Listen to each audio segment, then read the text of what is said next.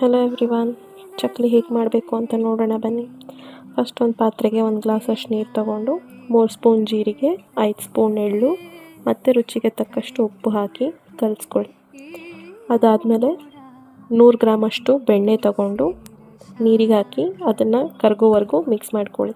ಅದಾದಮೇಲೆ 200 ml ಅಷ್ಟು ಅಡುಗೆ ಎಣ್ಣೆ ತಗೊಂಡು ಚೆನ್ನಾಗಿ ಬಿಸಿ ಮಾಡಿಕೊಂಡು ಹಿಟ್ಟಿನ ಜೊತೆ ಸೇರಿಸ್ಕೋಬೇಕು. 1 kg ಅಕ್ಕಿಗೆ 1/4 kg ಅಷ್ಟು ಕಡಲೆಬೇಳೆ, 100 ಗ್ರಾಮಷ್ಟು ಉದ್ದಿನಬೇಳೆ, 50 ಗ್ರಾಮಷ್ಟು ಒಣಮೆಣಸಿನ್ಕಾಯಿ ಇದು ಹಾಕಿ ಹಿಟ್ಟನ್ನು ರೆಡಿ ಮಾಡ್ಕೋಬೇಕು.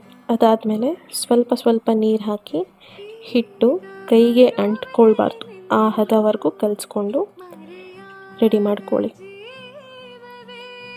ಇವಾಗ ಹಿಟ್ಟನ್ನ ಮೋಲ್ಡ್ಗೆ ಹಾಕಿ ಚಕ್ಲಿ ಒತ್ತಿ ಎಣ್ಣೆ ಕಾದ್ಮೇಲೆ ಒಂದೊಂದಾಗಿ ಎಣ್ಣೆಲಿ ಬಿಡಿ. ಅಷ್ಟೇ, ಸಿಂಪಲ್ ಆಗಿರೋ ಚಕ್ಲಿ ರೆಡಿ.